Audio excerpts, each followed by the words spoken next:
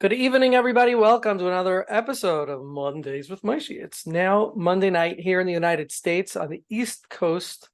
It's just after 9 p.m. And of course, let's not forget Jerusalem. It is now just after 4 a.m. in Jerusalem. Why is that significant? Well, tonight's presenter, Avi Tenenbaum, is sitting in his little office in Command center and office and shelter for Mexican immigrants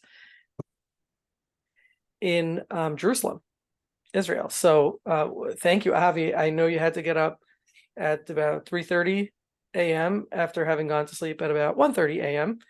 And the espressos and coffees are all lined on your desk, one next to the other, from what I understand.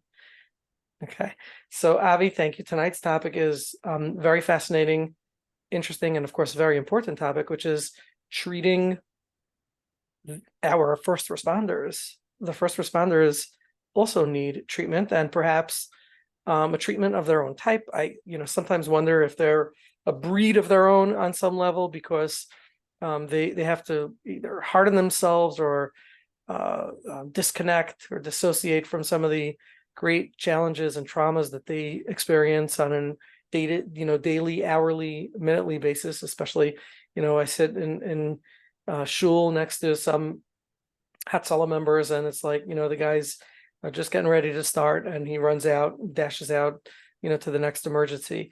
What some of these people see on a daily basis, I've never seen probably in my lifetime, and hopefully never will see in my lifetime. And if I do, hopefully I'll be able to be helpful in some way after engaging in the first Mondays with Moshe that we had with Avi Tenenbaum on psychological first aid.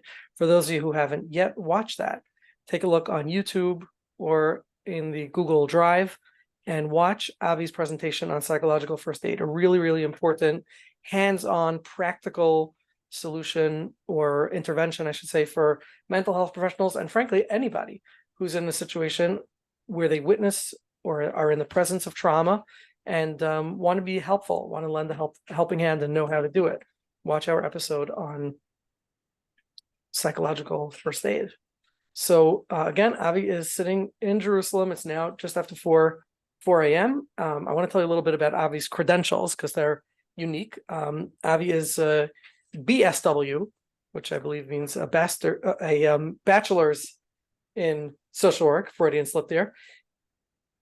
And but besides that, has taken some very fascinating other courses and met some credentials, including a master's of leadership, disasters management, and an EMS. And that's not to mention some involvement with law enforcement. And I mean that in a good way.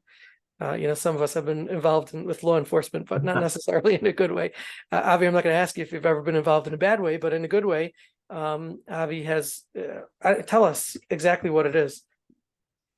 Well, in law enforcement, I'm a staff sergeant in the Israeli police. I drive a police car at least once a month. I do that voluntarily.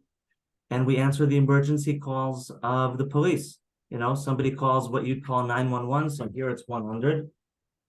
And we show up and we're the first people to answer. And the reason why I actually started doing that was because I felt that I wasn't able to really get down to the level of the police officers I was working with until I experienced some of those things that they experience. So that was the backstory behind that. And it'll come up again tonight, probably. Okay, amazing.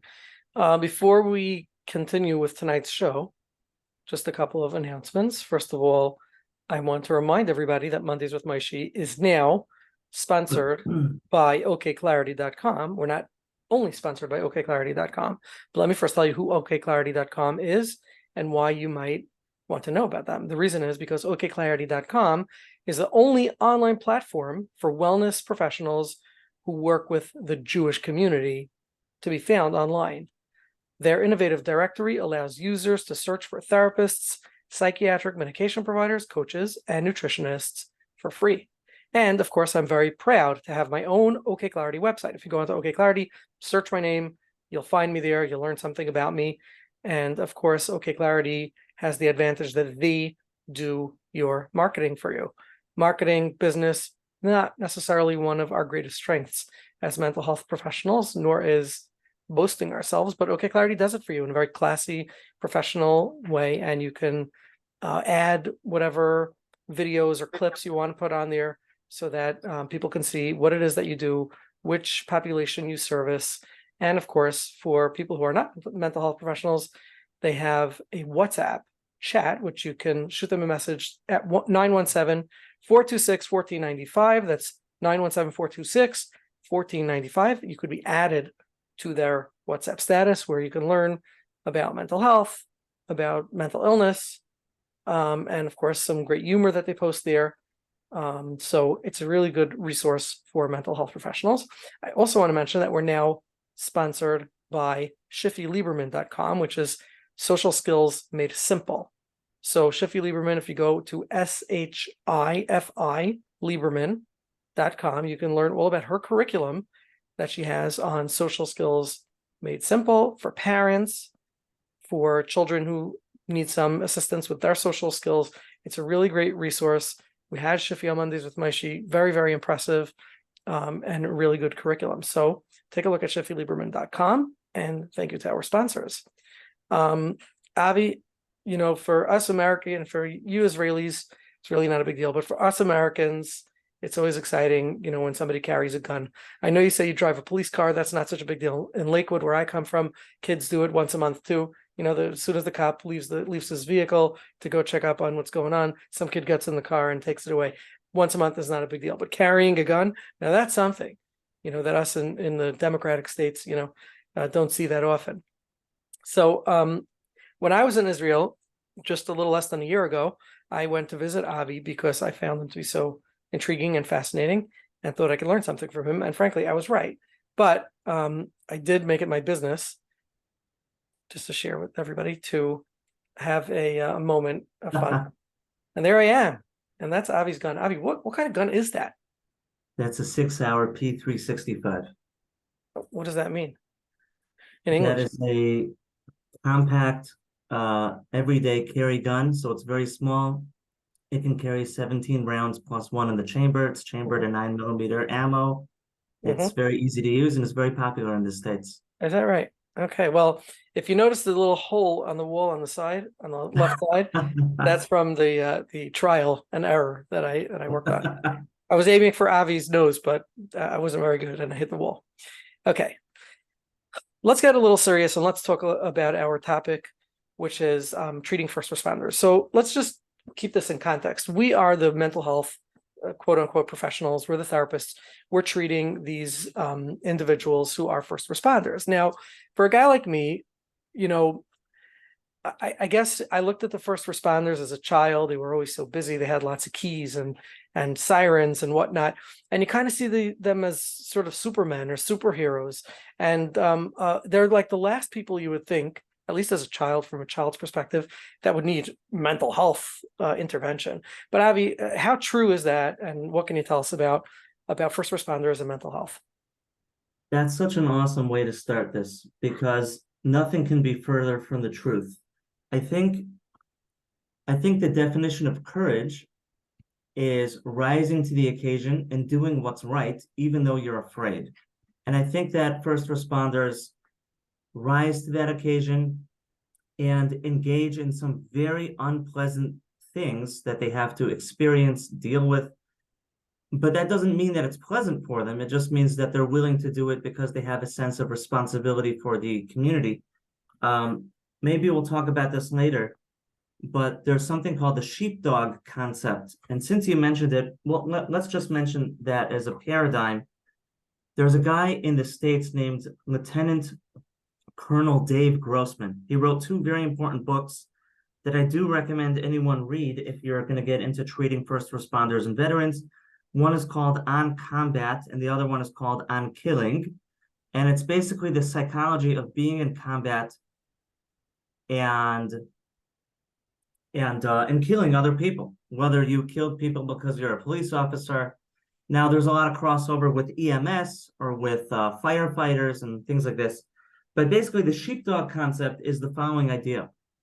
The idea is that there's a metaphor where there are wolves, and wolves are the bad guys in society.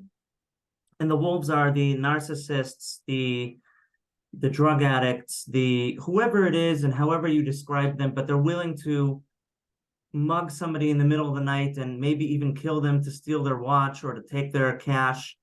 They're willing to rape in order to satisfy themselves. They're willing to go to any lengths to serve themselves, and they're not afraid to use violence. And then there's the sheep, and the sheep are the regular people in society that are relatively defenseless, like sheep. They don't carry guns. They're not trained in self-defense. They're not used to facing very scary situations. And then you have the sheepdog, and the job of the sheepdog is to engage the wolves to protect the sheep. And this is a paradigm for police officers, and we're not only going to talk about them tonight, we'll talk a lot about EMS and firefighters as well. But the idea of this metaphor is that there's a calling where certain people have the willingness and the sense of responsibility to get their hands dirty and face bad stuff to help somebody else out. And those are the sheepdog. Now, I spoke tonight. I'll just tell you that just tonight, I went to a training before this in search and rescue. The Army does these trainings for first responders in search and rescue. So I started training in how to pull people out of rubble after earthquakes. That's interesting to me. Anyway, so I met a bunch of cops and paramedics here, and just listen to the stories tonight of the people I met tonight, not even on the list that I sent you that I was going to mention. So one was a policewoman told me tonight how she went to this call where a husband poured gasoline on his wife's head and set her on fire and then killed himself. So she actually survived with terrible injuries to her face, and he died. And this policewoman had to deal with that. She was the first one on call. A second call I heard tonight was a policewoman who ran over a child on the way to a terror attack, right? She's driving as fast as she can. It's bad enough that you have to show up at a terror attack, but then she runs over a child on the way. Then I met two police officers tonight that dealt with the Versailles civil disaster, which, if you're familiar, I think that was in 2001. It was a wedding hall in Israel that added an extra floor on top of the top floor, basically. And in the middle of the dancing, in the middle of the wedding, the floor caves in. Dozens of people die, even more injured. And you could see that video on YouTube. It's terrible. And then finally, I ran into a guy tonight who I ran into on a call when I was doing psychological first aid several years ago, of a woman who murdered all of her children and then killed herself. So, you know, these are just people I saw tonight, and this was just a collection of stories just from one evening. And then, of course, in this course about search and rescue, they showed us this video of a rescue that they did in Nepal, and you see all these dead children that they're pulling out of rubble. And I was up tonight for like an hour just imagining seeing these dead children and thinking about my children and how to protect them from an earthquake. So first responders, Maishi, they're not infallible, and they're not immune to trauma or to difficulty. They're also regular humans like everybody else. They have debt issues, they go through divorces, they have social anxiety, depression, addiction, and they have very low pay, very stressful schedules. They see terrible things, which induces in them cynicism and sarcasm about the world and a very particular attitude about things. And so, yeah, they're heroes, but they are breakable heroes, and we love them, we worship them, and we should support them, but they're certainly not immune. That's my long answer to your question. Wow. When you say that they develop, I mean, these are obviously generalizations, but I guess this is what they're vulnerable to. And when you say that they develop, you know, cynical perspective or views of the world, why is that different? Like, why would that be the case? And why would it be different than mental health professionals, for goodness sake?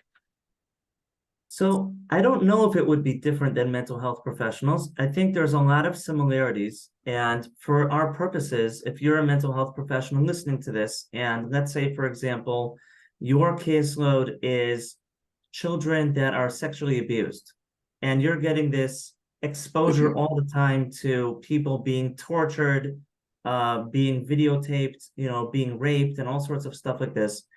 There may be a lot of striking similarities. And what happens is you you see things that people can't see, and so they're shocking and they're too big to swallow. And then B, you might see them at a frequency and at a tempo that humans aren't used to seeing, and they don't have enough time to integrate those experiences and to calm down. And so let's say a social worker working in here we have in Jerusalem a place called Beit Lin, and anytime a woman is raped or something like this, they can drop into Beit Lin, and there's an investigator, and there's a social worker and a doctor, and this is a place where they'll receive victims and process them and help them.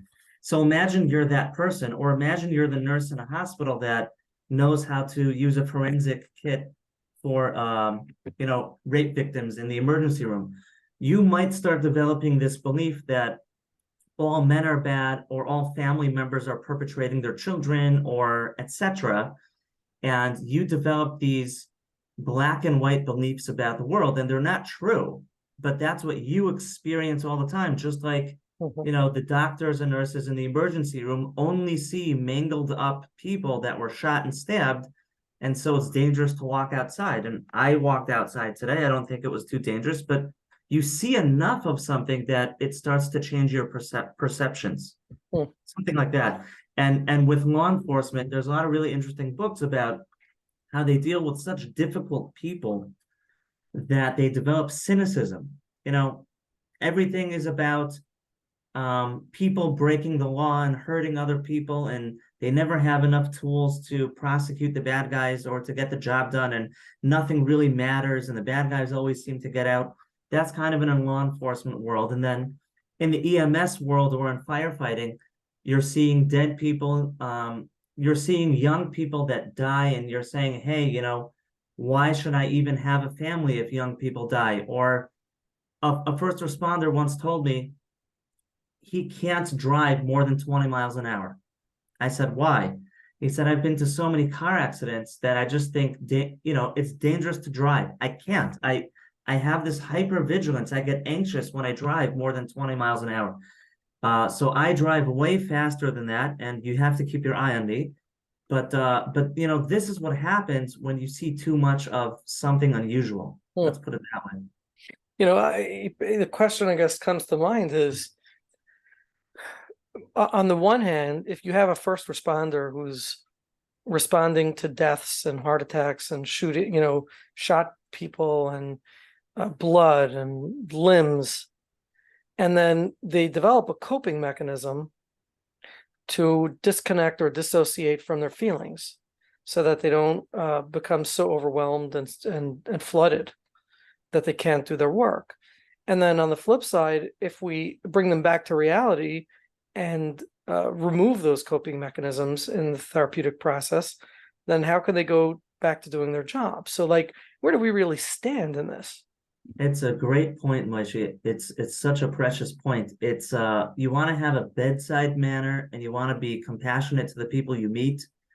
Maybe they're dying and you can calm them down about that, or their loved one just died, or maybe they're not dying. But I went to a little girl that her leg was really crushed under a car 2 weeks ago. She's like 10 years old, hit by a car. She's bleeding terribly from her leg, and medics are working on her leg and putting her on a backboard. And I'm just trying to calm her down. I'm telling her my name. I'm telling her what happened to her, what she's going to expect in the next few minutes. I taught her tactical breathing, and to do that type of work, you really have to be compassionate, and you're opening up your heart, exactly like what you said. But then on the flip side, if you do that, then you become susceptible to being flooded with emotion when you need to be stoic, when you need to be professional. I actually just released a video about this yesterday on my social media, Avi Tenenbaum PFA, on YouTube, Facebook, Instagram. And it was about the first time I ever went to a pediatric CPR as a EMT. And, as a religious Jew, so I like to pray for people that are sick. And I was driving on the way to this baby that didn't wake up in the morning. It was a SIDS case, you know, and I'm used to praying. So I start praying for this baby that the CPR should go well. And I realized that by engaging in the part of my brain or mind or however you call it that prays, I was over emotional. I wasn't able to think about what to do as far as showing up and doing CPR. And so I had to quickly shut that down. The same thing happened tonight with the search and rescue video. They were showing us how to do search and rescue inside a collapsed building. And I'm there to learn techniques so that I can save other people when that would happen. But I'm seeing these dead children and everyone around me in the room is crying. So I can't be breaking down crying right now because I'm trying to focus on the technique. It's a big challenge. What could I tell you? It's a big challenge to modulate that back and forth. It's not easy. So okay, so then in the treatment, so it's a kind of tricky treatment for mental health professionals to be working with this population, because we can't guide them or enable them to become too emotional. I guess we can process their emotions. So what is our work with them then? You know, I'm going to show you a picture that I think will help to answer your question. It was just a really nice post on social media kind of about this. Give me a second and I'll screen share it. Great. And I just want to remind everybody, for those of you with questions or comments, use the reactions tab on the bottom right of your screen. Raise your hand and I'll take your questions. Did everyone see this picture I just put up? Yes, we can. Okay, thank you. So there's actually a really amazing artist. His name is Dansun, Dansun. I don't remember his real name, but that's the art name. And he makes art about first responder PTSD.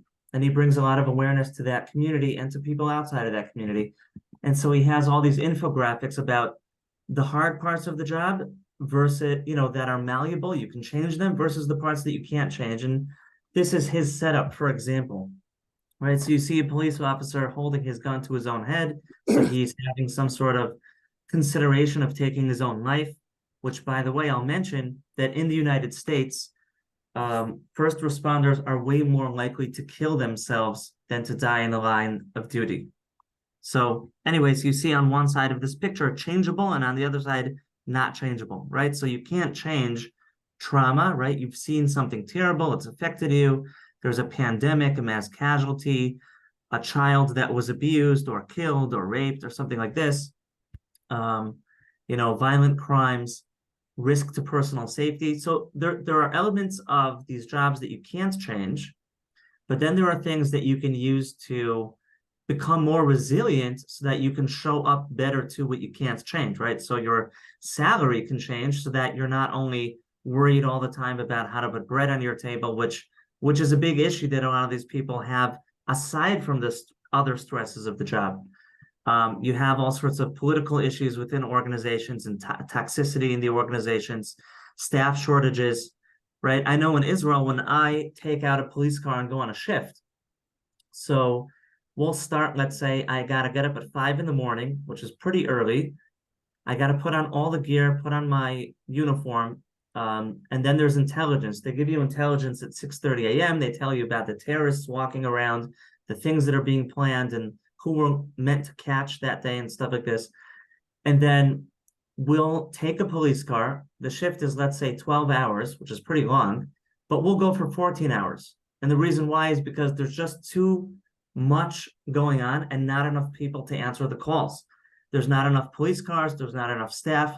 And by the time we spend those extra 2 hours, now we've created another extra 45 minutes of paperwork because you have to write down everything that happened and you have to upload the badge cam footage. And before you know it, your 12-hour shift turns into an extra 3 hours, an extra 4 hours. And then guess what happens? You have a night shift tomorrow, right? So, you know, there's all sorts of things we can change as far as scheduling, salary, policies, leadership. He writes here on this list, values, support, social support, organizational support. And these things make people resilient to show up to what they can't change. So he made this list, not me, but I think it's pretty accurate. And I think that one of the main things a therapist can do on a individual level is peel away the layers of the onion and try to do a lot of problem solving insofar as helping a person in this community manage their stress, find better coping mechanisms, solve some of these issues. And then I think a major part of the work in this world is working with the organization. And I think if you skip that piece, then it's extremely difficult to make a change. So do you mean empowering the individual to work with the organization, or the social worker working with the organization directly? What do you have in mind? I mean both, but I think that if you have a supportive leadership in a first responder organization who is mentally health aware and understands that behind the badge or behind the radio is a human, and we want to maintain our humans in optimal condition, just like our gear. We want to take care of our people, and therefore we're going to create the schedule this way, buy gear to protect people and make them safe. We're going to give them basic physical needs, Maslowian needs. You know, in my police station, there's no coffee. There's not even any place in the entire building to make a coffee. The place is dead broke. There's no money. And if you want a coffee, you got to go out somewhere to a gas station and buy a coffee. And I think that that is terrible. You know, like, it's just a cup of coffee. And I think if we provide for our people, we'll retain the staff and they'll be in excellent health. But what happens when we don't is that people will look for shortcuts. There will be a lot of lawsuits and needless deaths and injuries, tons of mental health issues, tons of people that will be calling in on sick days. You know, and this is not unique to mental health professionals that work with any sort of workforce, but it's really bad when all of your cops don't want to show up and they're all angry at their lieutenant, and half of them are calling in sick and half of them are injured with a back injury, and they're all stressed out and they're not sleeping enough. And you know, you don't want somebody showing up to save your life and putting bullets out there to stop a terrorist who hasn't slept in a few days. It's not good. You know, yeah, it's not wise. And that's what's happening. So we want to support these people on an individual level, but we want to empower the organizations to give workshops, to teach them yoga, mindfulness, nutrition. There's a woman in America named Kim Colgrove. Her husband died by suicide. He was a police detective, I think, for 20 years. And she set out on a mission to teach first responders mindfulness and how to eat healthy. And that's so important. You know, I saw a meme the other day on Facebook where it says, police officers say, don't use drugs, it's bad for you. And then on the bottom of the meme, it says, also police officers. And it shows you all the fast food that they're eating, right? They're eating all these oily foods and stuff that's, you know, very high in carbs and processed sugars. And, you know, it's a contradiction, right? Don't use drugs, it's bad for you, but then eat everything possible that's bad for you. So thank God, you know, there's somebody teaching nutrition. I'm not sure where we started that we wound up in this answer, but we have a lot to do to help these people, and they deserve our help and they need our help, and they're helping us in the end of the day. It's an investment in us and the community. It's our security. What are some of the things that, I mean, let's talk about the trauma. Is it not inevitable that every single law enforcement or first responder is going to experience trauma? And should they all be in therapy, or should therapy be an ongoing, sponsored by the precinct or whatever it is? You know, I think every first responder organization is obligated ethically to have some sort of mental health professional that the people feel comfortable talking to. So that was a long sentence, because if you bring somebody that they're not comfortable talking to, it's not helpful. There's a lot of distrust in these communities. They feel that people outside don't understand what they go through. You know, you don't know what it's like to arrest a father who was caught, you know, in sex chat rooms with 13-year-olds in front of their family. You don't know what that's like. And you feel so bad because there's this image in your mind of the wife and the children crying as you're taking the father and putting him in a police car. Or you don't know what it's like for a EMT to do CPR on a child that drowned in a pool, because right now that's the season, God forbid, right? It's the summer. So, the police officers or firefighters, they say, people outside of my world don't understand me. So we have to somehow find a way for that professional to be not just outsourced once in a while, but I think somebody that the guys get to know, they get to spend time with. They join some of the events, if there's a baseball game of the fire station, invite that person and fully integrate that person in the organization. Give some workshops on mental health awareness. And as far as being in therapy, I'm a big proponent of teaching first responders tools for mental health hygiene. And I think if they're aware and they understand about how trauma works, how burnout works, stress, depression, addiction, and we can teach them to be aware of their symptoms and what to do about it, how to regulate their emotions, how to ask for help, how to do peer support with one another. And by the way, that's like one of the biggest things I want you to remember, how to empower each person to talk to their friend, because those are the guys or girls that are going to be honest with one another. They trust one another. And Dan's son in his pictures is very into this. I encourage all of you to look at his artwork at the end of this. It's on Facebook, it's on the internet. And, he's got all this artwork of just two EMTs in the back of an ambulance talking about a call. I think that, there's this old anecdote in Breslov Hasidus, because, we're a bunch of Jews. So I'll mention this. There's this idea of going to the big rabbi for advice, right? And you stand in line and you get advice from the big Admor, the big Rebbe. But Reb Nachman of Breslov said, I'm not always going to be available, but I want to encourage you guys to speak to each other because you guys are always available. And so the idea of peer support is it's accessible, it's trustworthy because they trust one another, it's relatable because they can relate to one another. And if you infuse that organization with healthy ideas and then they pass them along to one another, you've done such a great service. And so they may not come to you directly, but they'll come to each other. And I even think they'll come to you. Excellent point. So you're talking almost on an organizational level that there should be a mental health professional or a mental health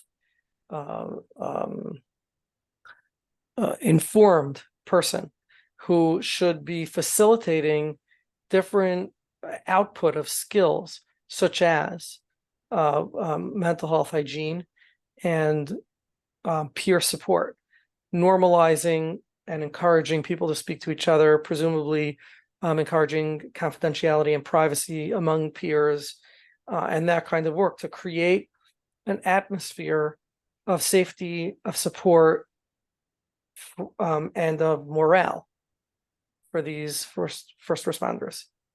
Sure. That's brilliant, and it's something that I didn't, dream of that we'd go in this direction in this conversation. Are there any organizations or anywhere in the world that have this kind of culture in the first responder world? I think that some do and some don't. And unfortunately, way more don't than do. But there are some organizations that have integrated mental health tools and staff into their team.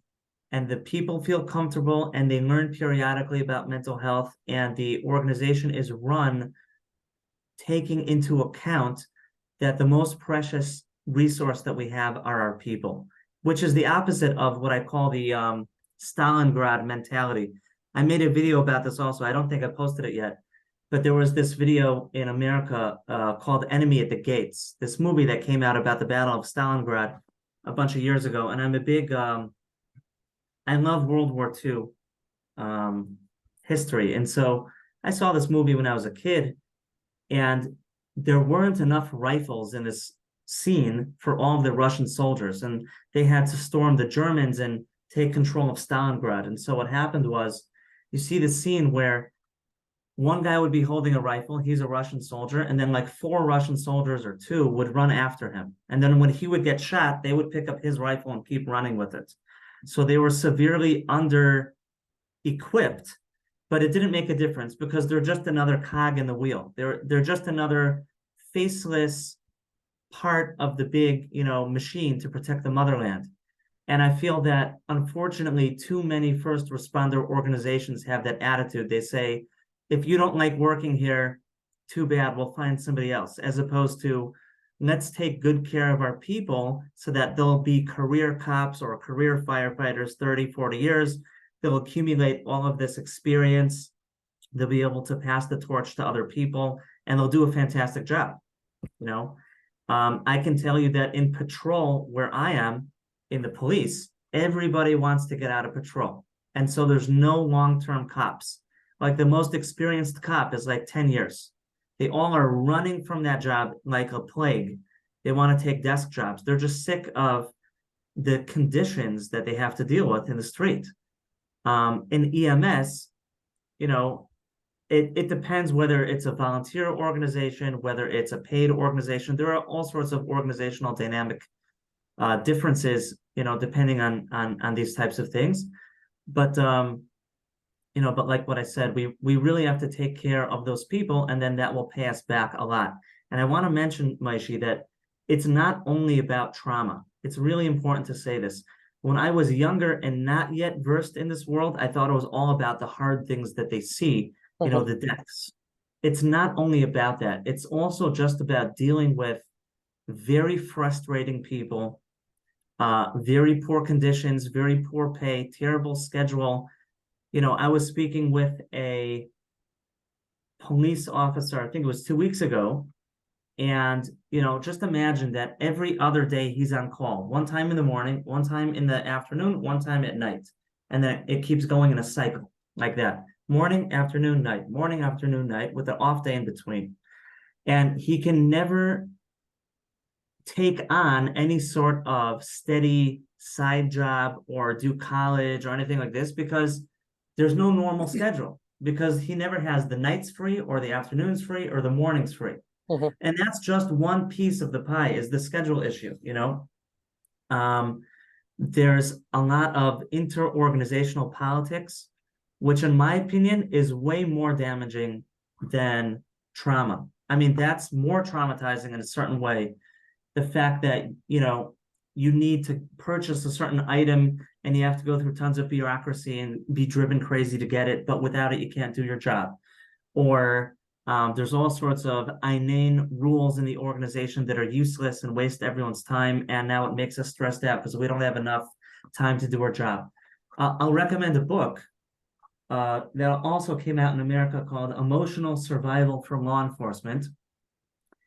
He talks a lot about some of this stuff. And it's a good example of a book of a guy from within that world who was a beat cop, who ends up becoming a psychologist and writing from that experiential knowledge and professional knowledge blend. And I feel that that's so important. There's this cynicism, when you deal with, I'll just give an example from law enforcement. When you deal with a psychotic prostitute who urinates on you, and I'm giving you an example of a call that I went on a few months ago, and you have to take her out by force and she urinates on you. And this is after negotiating with her while she's high on drugs for like an hour and a half. And the reason why we were taking her in was because she was threatening to kill somebody very specific with a very specific plan. And she was completely psychotic at the time and high, that's not a pleasant experience. And imagine going through those things often. Or imagine, for me, when I go to domestic violence calls and you see a child crying because they were just beaten, or the mother was just beaten in front of the kids, that really hurts me. That really, touches my heart, and it creates a sear in my heart. But I mean, I guess that's an example of trauma again, but it's not only trauma. It's not, and if we launch more into trauma, I'll give you some pieces. I'll give you some stories, Moshe, just to illustrate a little bit of what these guys go through, because I feel the stories will speak better than for me. I'm just going to pull up my story list. I'm just going to rattle off in about 5 minutes, 4 or 5 stories. I once spoke to a medic, like a paramedic, who he was also a tour guide, because there's a lot of EMTs and paramedics that they take people on trips, right? Because at least in Israel, there's this law that if you take a school on a trip, you have to bring some sort of medical staff, right?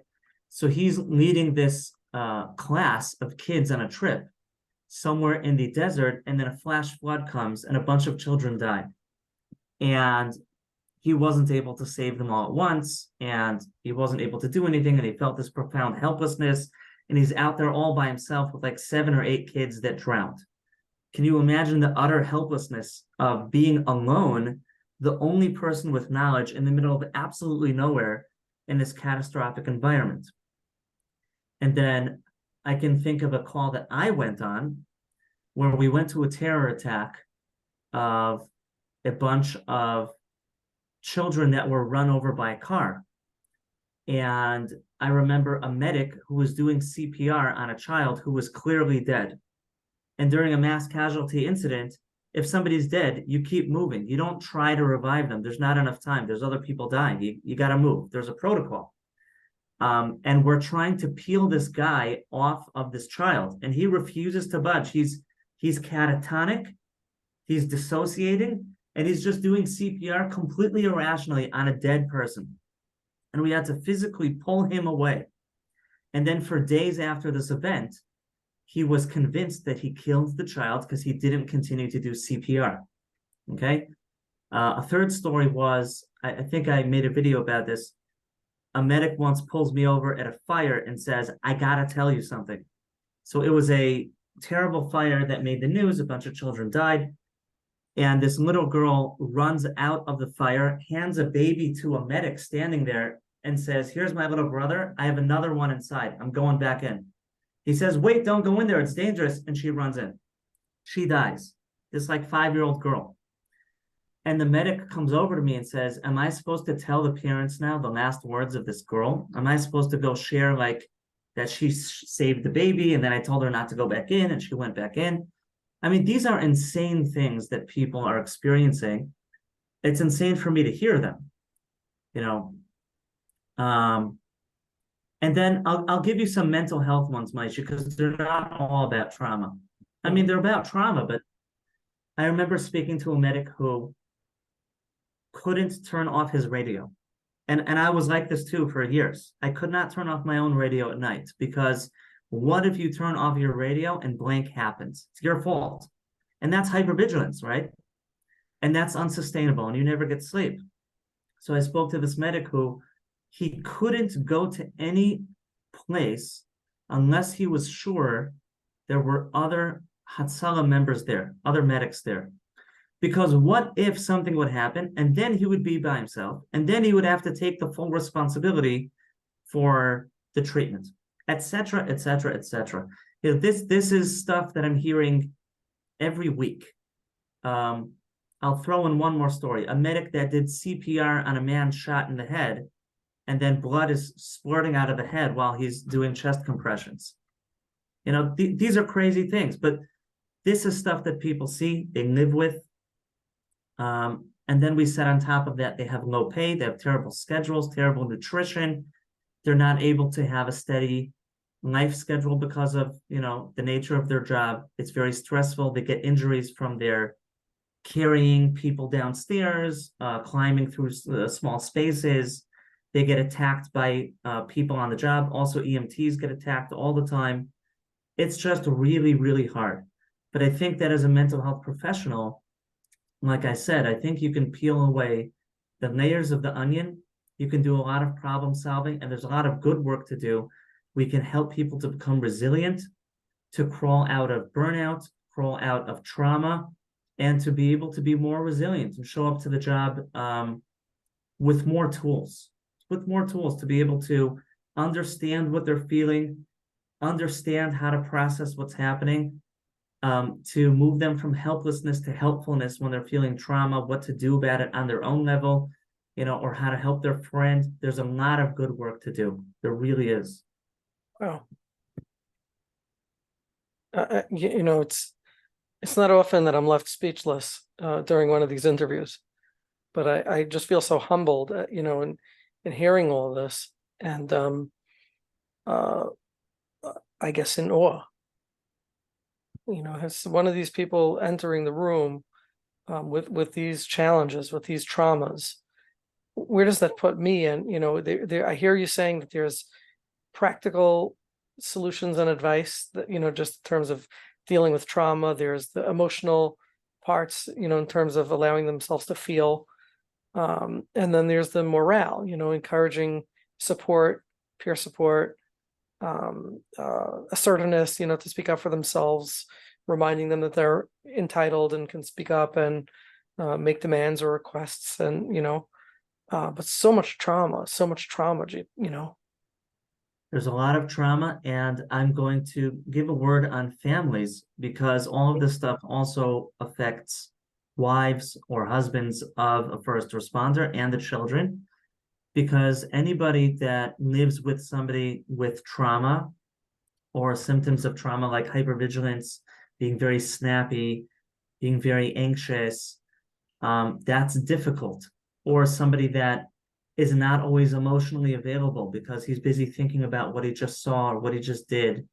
Somebody that, is numb. He's numb because they just went through something terrible and shut their feelings off because that was how they coped, which is what I did tonight. I saw this footage of pulling dead children out of rubble one after the other, and I literally imagined my heart shutting off. I had to do that, or else I just burst out crying, and I couldn't watch the video.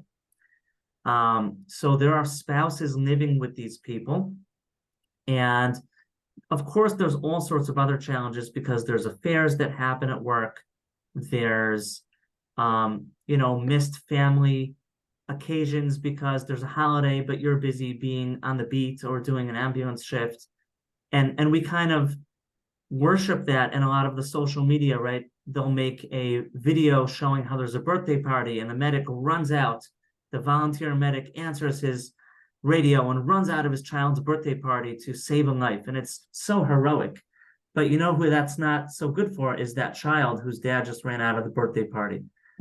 That's happened to me a lot, and that happens to all of us. And there's a tremendous amount of sacrifice. And what I like about Lieutenant Colonel Dave Grossman's books is that I mentioned before his book on combat and on killing. He compares first responders to sheepdogs, and he also compares them to knights, like with a K, knights. And that's because knights were the people a long time ago in some parts of the world that would ride around on the horse, and they had a sword, and they were this very noble position, and their job was to look out for everybody else. And they were like the moral authority and the physical authority, right? And I think police officers were like this too, until a number of years ago in the United States, when our culture changed. That was always the impression I got as a child growing up watching television, was that a police officer was like a teacher, and he would teach you how to live, and he upheld the law, and he was a role model for you. And Colonel Dave Grossman is kind of using these ideas to say, these people give so much sacrifice for the community, and they have a noble position. They should be proud of it. They should imagine that they're like the knights of yesteryear and carry themselves with honor. And they should be proud of their job. And it's a calling, it's a mission, and we should support them. One of the things Colonel Dave Grossman talks about is the Vietnam War. And he talks about PTSD, how, if you study the history of PTSD, we really only know about that idea and gave that name from Vietnam. Vietnam gave birth to PTSD. Shell shock always existed, trauma existed, but we deeply studied it after Nam, because there was such a massive amount of veterans who were struggling. And that wasn't the case with World War II. That wasn't the case with the Korean War. And so they were trying to understand what's the difference. There were many differences. I'm going to mention two because they're relevant and it's good for a therapist to hear. One difference was that in World War II, they used ships to bring people back from war. And so imagine that you'd sit around in Germany after the war for like 4 months until you finally got on a ship with your buddies, and then you played cards on that ship for 6 weeks until you landed in New York and then took a train back home. So you had all this time to process and tell old stories and remember your friends that got killed, share experiences and talk about your dreams and what you're going to do next. And then in Vietnam, they would just pick a guy up in a helicopter, throw him in an airplane, and he'd be in California the next day. He didn't process anything. That was one difference. But the other difference was the context of the war. Vietnam was viewed as an illegitimate war, and a lot of people would come back and be spit on. And that's kind of like defunding the police, or that's like, the degrading pay that we give EMS. I mean, it's an embarrassment. We pay these people peanuts to do such terrible, hard things. They make such little money, it's laughable. It's terrible, and they have a lot of financial struggles, by the way. So, and so we're saying defund the police, and we're treating them as second-class people, but we have to empower those people to be first-class people and empower them. Wow. Are there common themes that we mental health professionals should know about the first responder population at large? And moreover, are there common things that we should know about them that perhaps they themselves don't know about them? I think there's a lot of very particular issues that arise in this population that you won't necessarily see in other populations. I'll give an example of just one of them, is that sometimes first responders struggle with over-identification with their job and their title. And that's a really unique one to this subgroup of people. And you'll see them, they're wearing, I saw a guy like this today. From head to toe, they're covered in the logo of their organization, and they're not necessarily on shift. And all of their friends are just first responders. And all they can talk about is the calls that they went on. And they have a car bedecked with bumper stickers of their organization. And everything is about their job. And they have this knife imbalance where they have no hobbies, no friends on the outside. They're stopping to do things that they used to do, and they become disproportionately one thing. And the problem with that is they have this very limited identity and very limited behavioral repertoire and very limited social circle. It becomes very lopsided, and they don't have things to balance them out, and they don't get a break from their job in that way, and they don't get to hear classical music or exercise or sports and these things become debilitating mental health issues. They really do. And Isolation, it says isolation. And there's some theories why they do it, and one of them is that this has to do with trauma, and this has to do with stigma. And these people will say, nobody understands my day-to-day experience except my own tribe. So I'm only going to hang out with them, and I'm only going to talk our jargon, our lingo. I'm going to talk about what happened last night, etc. And that's a unique issue that I don't see with a lot of other people, but I do see with this population. Interesting. One of my fantasies, we've been working on this for a long time, and without much success. And if anybody has an in, we'd appreciate it. But one of my fantasies was to get Prince Harry on Mondays with Moshe, because he's had so much, with the mental health world, between the death of his mother when he was a little kid and everything else. So we've been trying to reach out to him for years already to try to get him on, and we haven't had any success. So Avi, I don't know if you have any connection with Prince Harry. I know you both have orange beards, so maybe. But if I run into him, I'll let him know. Yeah, let him know that we're trying to get hold of him. And one of the ideas that I'd love to bring up with him is the vacuum that people of such stature live in, and what that's like to be so in everybody else's home, so popular in the world, yet so isolated because of stature and Oh yeah. prestige. And I think that, this is sort of what you're describing in the world of exclusivity. Okay, in the world of exclusiveness, where and I could say the same even in mental health. Who with some therapists, like who really wants to be their friend? Who wants to be seen walking in the street with them if they're a famous, well-known mental health professional?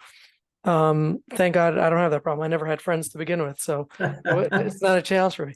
But or just people who see the world through different lenses, who can't relate or connect with other people.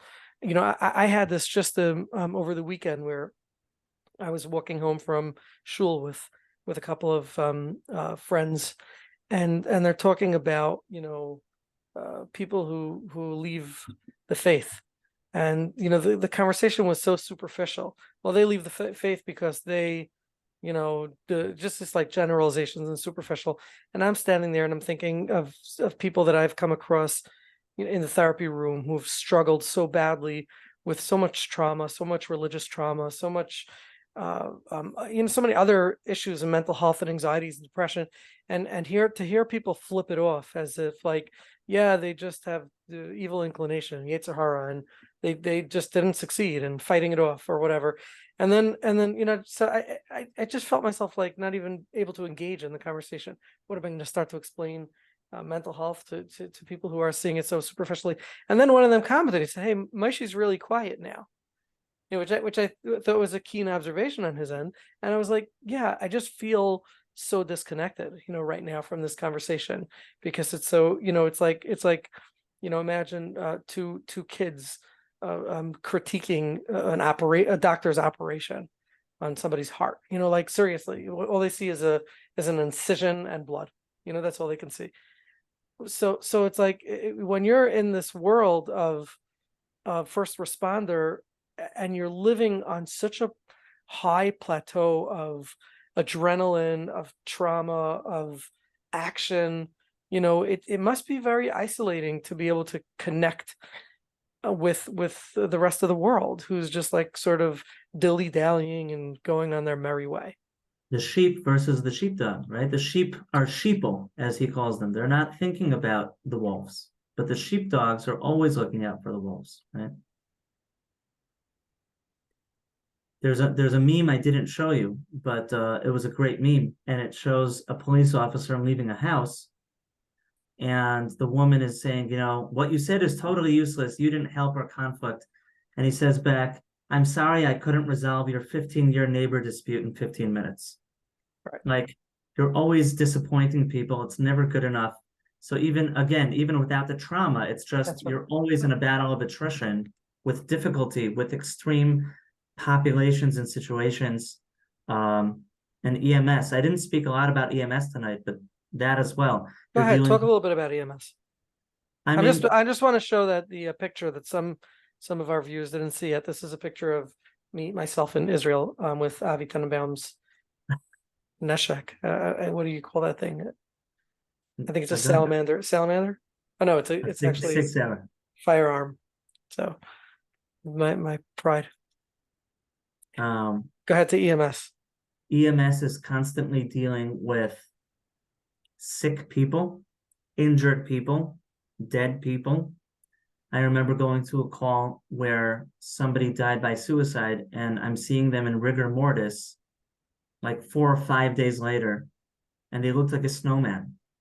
I remember this one month where I went to so many suicides by hanging that I started to compare them to one another. It was really strange. Like, imagine seeing 4 or 5 people in the same month hanging from a ceiling, and you start having these really strange thoughts during the day of like, what rope did they use? Why did he use that one? How come he used that one?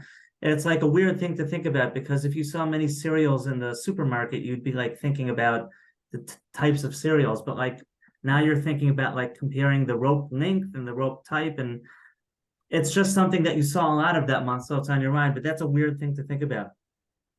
I And remember. then, and Avi, there must be like an associated either confusion or guilt thinking those kinds of thoughts too. Like, how can I desecrate the sanctity of the person who's hanging by thinking about the rope? I mean, there must be a lot of confusion like that too. Yeah, I mean, look, trauma throws us in every direction. When you just pick that very particular example, I don't struggle with that much, but I know a lot of other people do. When a terrible event happens, and then I teach a first responder how to, try to recover from acute trauma, right? He just saw a child run over by a cement truck, which is a call that I remember a few years ago. And he saw the most terrible things that you can imagine. And now he can't sleep and he has nightmares. And I'm teaching him how to, use psychological flexibility and how to use relaxation and guided imagery and whatever it is.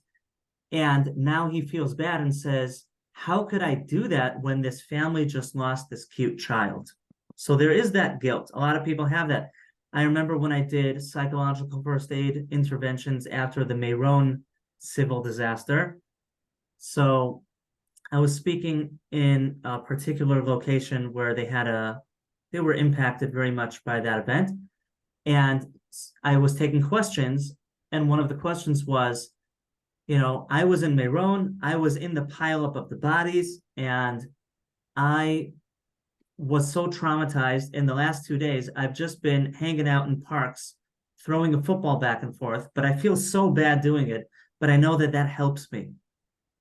So there's a lot of that.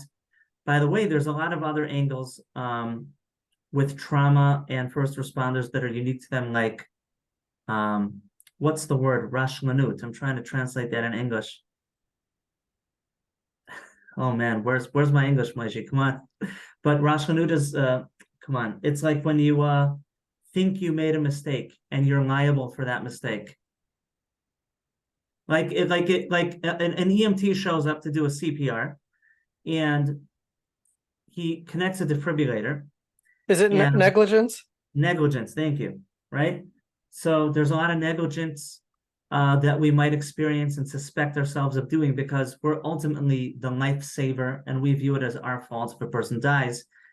And so imagine you connect a defibrillator to somebody, and the way a defibrillator works is that sometimes it recommends an electric shock and sometimes it doesn't. If it doesn't, you have to keep doing chest compressions. And if it does, then you better press the button.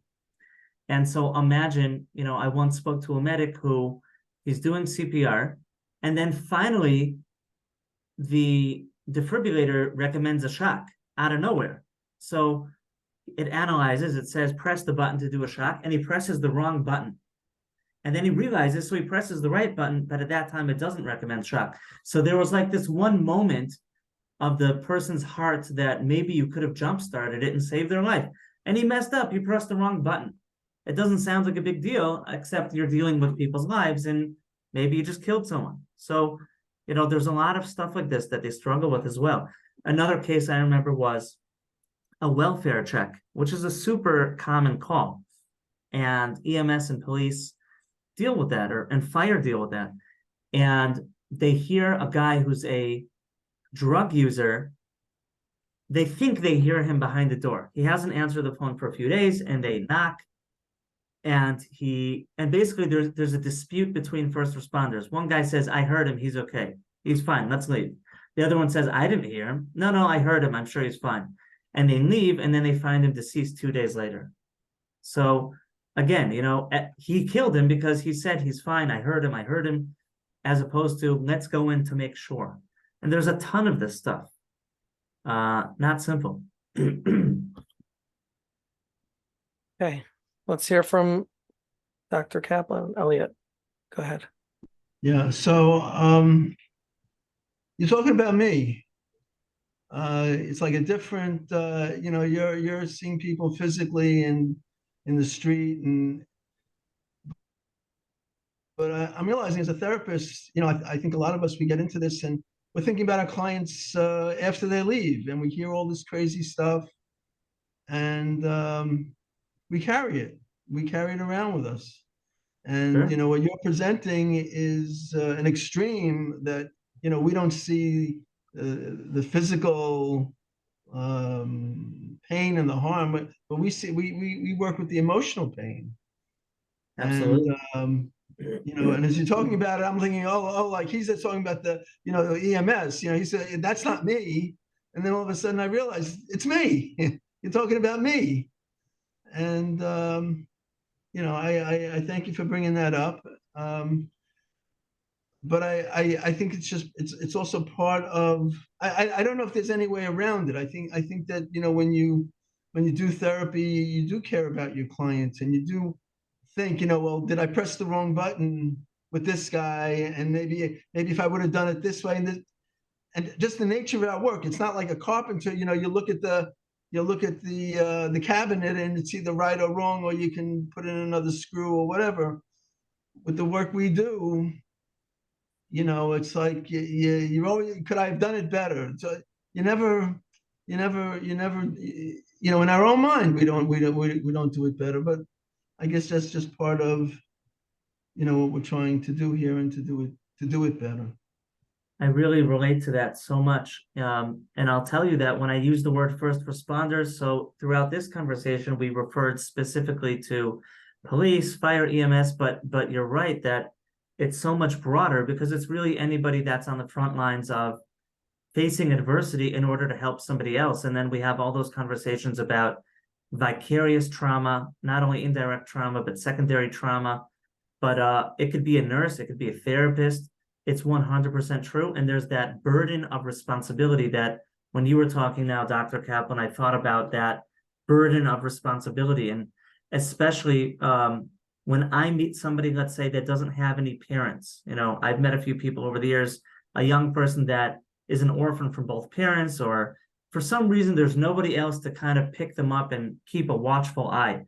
And this one's on you. And if you mess up, there's no emergency background measure monitoring and saying, well, maybe we should try this, maybe we should try that. It's all on you. And that's a big burden to carry. And that's scary. To me, that's scary.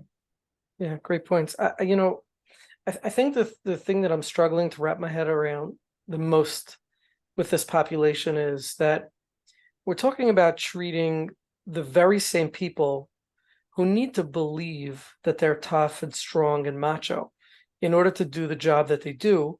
And we need to believe that we need to acknowledge, recognize, and believe that beneath the tough, macho, strong facades, there's humans that are vulnerable and fragile and can get hurt very badly. And I think I wonder if if one of the hardest parts is actually helping them to acknowledge that, because how could they balance both sides of that? Yeah, again, that's why I don't like when people work with a first responder and turn him into a weakling, because he shouldn't be turned into a weakling, and he's not a weakling.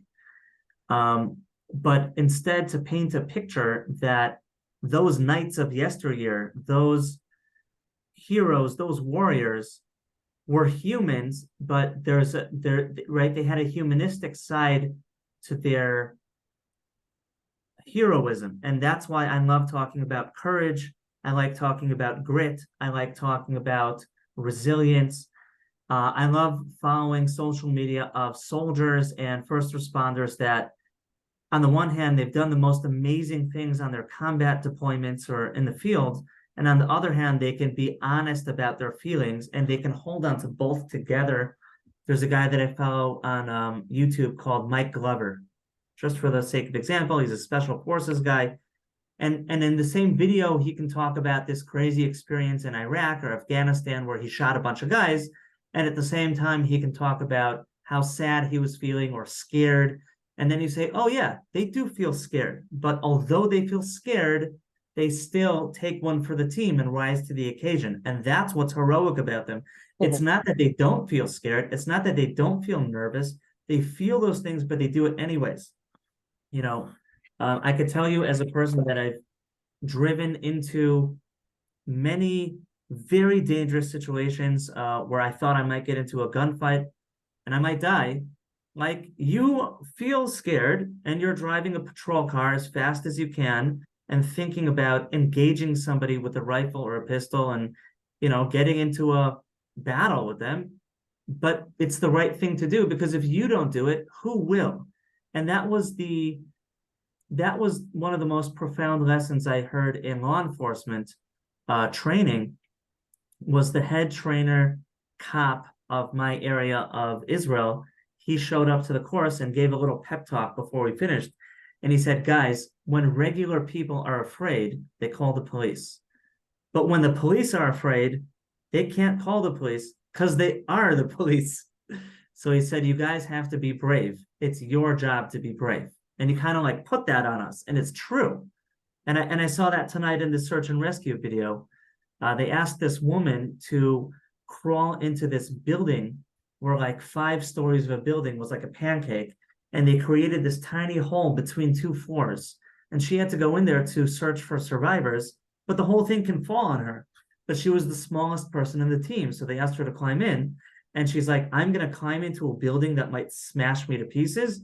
But then she said back to herself, well, it's my job, you know.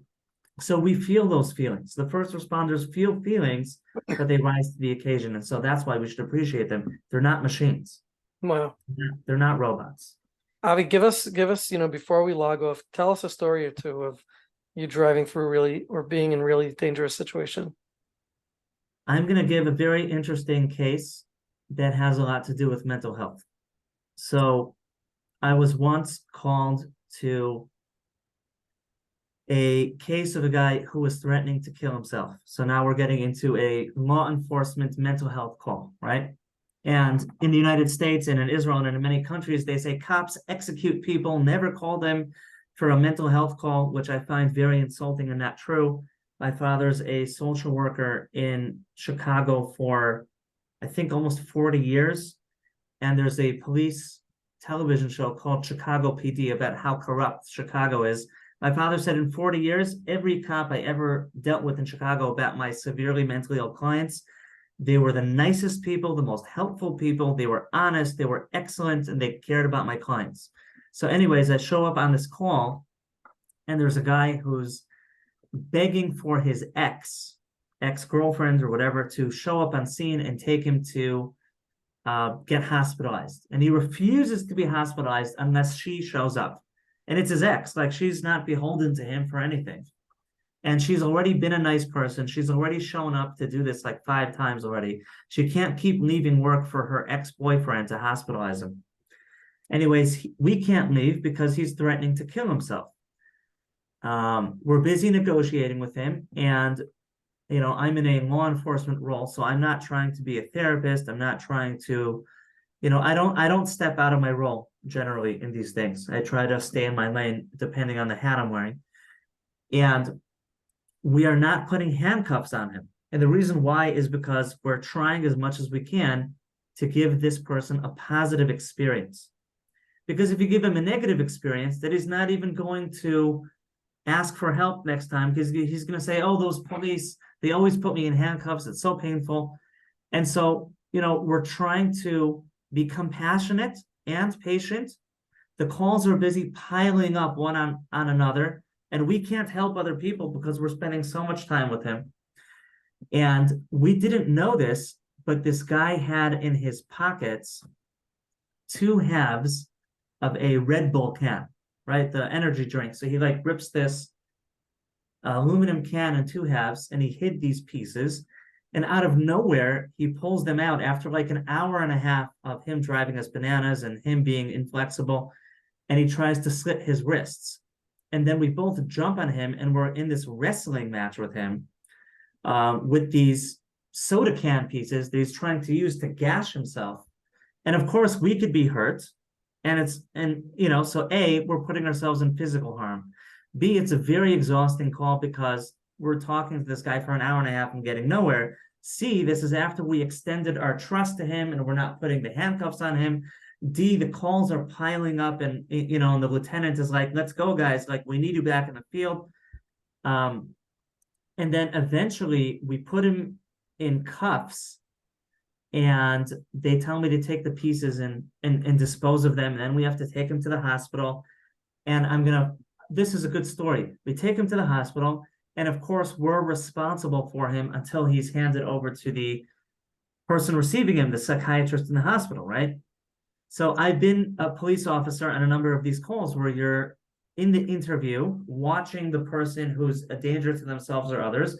Psychiatrist comes in and asks them these stupid questions and says, "Are you a danger to yourself or others?" No. So then why were you trying to do X, in this case? So then why were you trying to use these pieces to hurt yourself? I was just playing around. Are you sure? So in this case, they anyways were going to hospitalize him. But in another case that I'm thinking of, there was a woman dangling 20 stories up out of a building, and she already had several suicide attempts, and we had to take her in. Psychiatrist in that case says, "Do you want to hurt yourself? No. You're feeling good? Yes. Why were you dangling 20 stories out of a building? I just wanted to see the scenery." So he lets her go. Okay. But in this case, with the soda cans, they take the guy, and right now he's in the hospital. Their problem, right? We leave, and 20 minutes later, the guy has run away, and we have to look for him. And you can imagine how frustrating that is, right? Wow. And this is the day-to-day. And this kind of illustrates mental health, first responders and mental health. It's the same thing with EMS. EMS will show up to that guy. They'll be patient. They'll negotiate with him for 45 minutes to go into the hospital. They'll explain to him what's going to happen next. Everyone's giving these people so much time and patience. It's very hard. It's not easy. And like I said, sometimes they'll urinate on you. Sometimes they'll physically harm you, threaten you. They'll say that they're going to find out where you live and watch you, etc. So I thought that was a good story. Wow. Okay. Avi, it's now 5:20 a.m. where you are. I had fun. This was awesome. This was awesome for us, as always. You can hereby take off your shirt. I know you're probably just wearing pajama pants under the shirt that we can't see because you're on Zoom, but go back to bed and catch another few hours of Z's before your day begins. Thank you very much for joining us and sharing with us all this insight and excitement and perspective. I learned a tremendous amount from this, so I really appreciate it. Thank you so much. I just want to mention, I do make social media for mainly for first responders, less so for therapists. But if you want to learn more about this, you can watch what I'm telling the first responders and kind of continue learning about this stuff on my channel. You can just look in YouTube, Avi Tenenbaum PFA, or on Facebook, or Instagram, or Twitter, or on my WhatsApp And status. don't forget to watch our previous show together on psychological first aid. Yeah, that was also good. Yeah. That was Okay. great. Thank you. Well, have a good morning and a good day, and hopefully things go well in Israel today. And we hope to wake up in the morning to good news and good Amen. tidings. Thank you, Moshe. This Be was well. so good. Thank Good you. night. Bye. Bye-bye.